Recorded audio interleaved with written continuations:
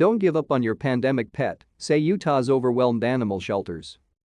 Several Utah animal shelters are overwhelmed with pets that are being surrendered or returned. South Salt Lake Animal Services is at capacity. Adoptions have slowed, and dogs and cats are waiting longer than normal to get adopted. They stay in their kennels barking or meowing waiting for their new homes.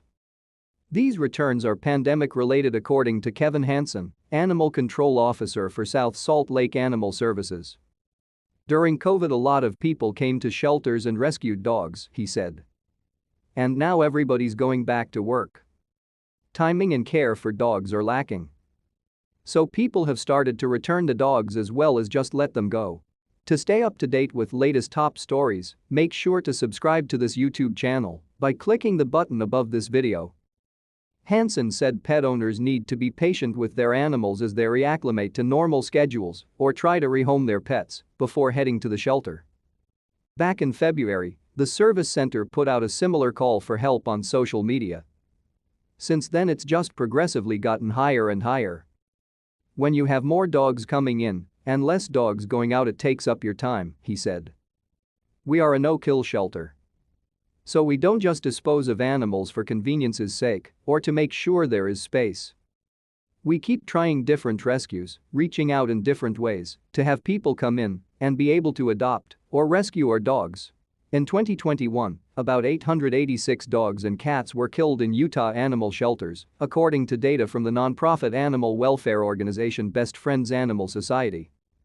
The animals are also under a lot of stress, Hansen said. Because despite their daily walks, they're mostly in kennels all day, which shows up in their behavior. Zeus was adopted and then taken back shortly after. He's been at the shelter a while. Hansen said it takes them a minute to readjust and control their anxiety. You can see the sadness when they walk back in after only being gone for a week, and they just really don't want to be back here, and they don't really understand it when they do, he said. Especially when someone adopts a dog out and it doesn't have time to decompress at a new home, and then the person wants to bring it back within a week because the dog has separation anxiety or has another outburst, he said. The fact is that it doesn't really understand its surroundings and what's going on with it. There are things pet owners can do before they surrender an animal, said Tema Martin, Public Relations Manager for Best Friends Animal Society. Don't give up on them, get them some training, get them socialized, and help them learn to be a good family member, because the truth is, if you don't want to keep your own dog because its behavior is difficult, chances are it's going to have a very hard time getting adopted to a new person, she said. South Salt Lake Animal Services is actively reaching out to the community on social media to get the word out about their adoption services, Hansen said. There is a wide range of dogs in the shelter that are ready to head to meet their new family. Other organizations like the Utah Humane Society have lowered their adoption rates to help get animals into homes. Animal Control Officer Kevin Hansen pets one of the cats in the South Salt Lake Animal Services shelter.